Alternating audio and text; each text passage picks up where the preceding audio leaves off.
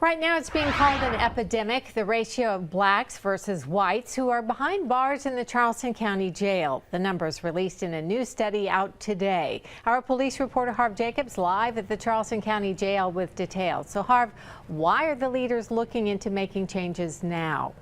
Well, Debbie, officials say they've known about this problem for quite some time, but they have no money to do anything about it. Well, soon that may all change. According to the Justice Management Institute, an African American is almost 5 times more likely to be jailed in Charleston County than a white person. Is it fair to say there are too many minorities in our jail?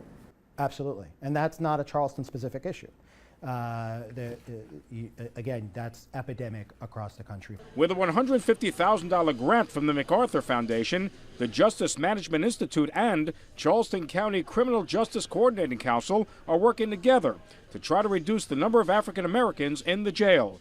The council is made up of law enforcement officials, judges, prosecutors, and public defenders. What we're trying to do is make sure that the right people are in jail and they stay there, and the people that shouldn't be in jail are not there. Lucas is chairman of the council. He says many of the minorities are locked up for lesser offenses where they can't come up with bond money. What if we didn't make them come up with $500? What if we had a process that said this person is a good candidate to show up for court without requiring him to post a cash bond? This morning, a $2.25 million grant awarded to the Charleston County Criminal Justice Coordinating Council. That money would be used to reduce the county jail population, also improve the local justice system, and model reforms for the entire country, as Charleston County is just one of 11 jurisdictions in the U.S. chosen for this funding. The grant is part of the Safety and Justice Challenge. Tonight at 7, it's been 1 year since local law enforcement launched a multi-million-dollar plan to reform the criminal justice system in Charleston County. New data shows the program is on track for success, getting low-level offenders through the system faster. Isa Lucas has more. How can we help people in a way that is not putting them into the criminal justice system? This is working. A year into the plan to overhaul Charleston County's criminal justice system, this group says proof of progress is in the numbers. A 28% decrease in the number of criminal charges, a 30% drop in jail admissions, and more people not going to jail for minor, low-level offenses. Simple possession, that was the #1 reason people were being incarcerated in Charleston County. It still is, but they're not coming in the numbers that they were. If you're stopped and you happen to be offending the law of simple possession of marijuana, we write you a ticket like we would for a traffic ticket, and you go on your way. That's just one new strategy coming from the Charleston County Criminal Justice Coordinating Council, which aims to lower the county jail population over the next 3 years. The ticket and release program not only trims the number of arrests, but the number of people waiting in jail for minor offenses. It helps people not lose their jobs. It doesn't put people into a jail population that do not belong there, and it allows us to keep our officers on the street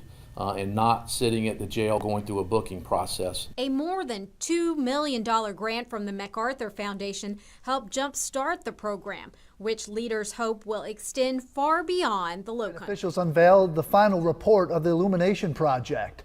The program aims to improve the relationship between community members and police. The project's report puts understanding different cultures and backgrounds as its first goal, developing respectful relationships and training for both police and people round out the top 3. There are going to be so many opportunities for the citizens to make this community safe so that we don't feel that police are being heavy-handed. Margaret Seidler helped put together the report and says a majority of the ideas came from regular folks. The voices of people in the city of Charleston count. Chief Mullen adds it's a law enforcement tool that benefits everybody. It's clear to me every day that when we get to know people and we get to humanize not only police officers but others, that's when we're really going to be able to be successful and make the best of this community as possible. Changes in South Carolina's prison system are paying off for taxpayers.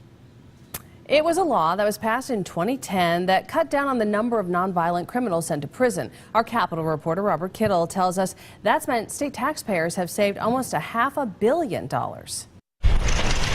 Stevenson Prison in Columbia is coming down because it hasn't been used in 5 years.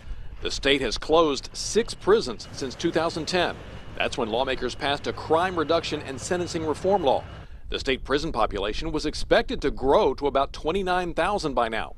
If we had 29,000 people, we would have had to have built probably 3 or 4 more prisons right now at a considerable cost to build a prison, and I'm not sure we'd be able to staff them. Thanks to that law, the prison population is down, and not building those prisons has saved almost $500 million. The law locks up violent criminals longer, but keeps most nonviolent ones out of prison and under supervision instead by the Department of Probation, Parole, and Pardon Services. And Triple P stopped revoking parole for minor violations. They can't afford to pay their fees, or they don't show up for a visit or something like that, and we will revocate them, send them back to court, and they ultimately end up back in the prison system. Not for committing another crime, just for not being able to meet some conditions. The new law also led to programs like Jobs Not Jail, keeping fathers out of prison for not paying child support. Last year, they paid over $1 million in child support when they wouldn't have paid any if they were locked up. And that saved $10 million in prison costs. It costs less and we have better results. So it's one of those situations of this is a no-brainer.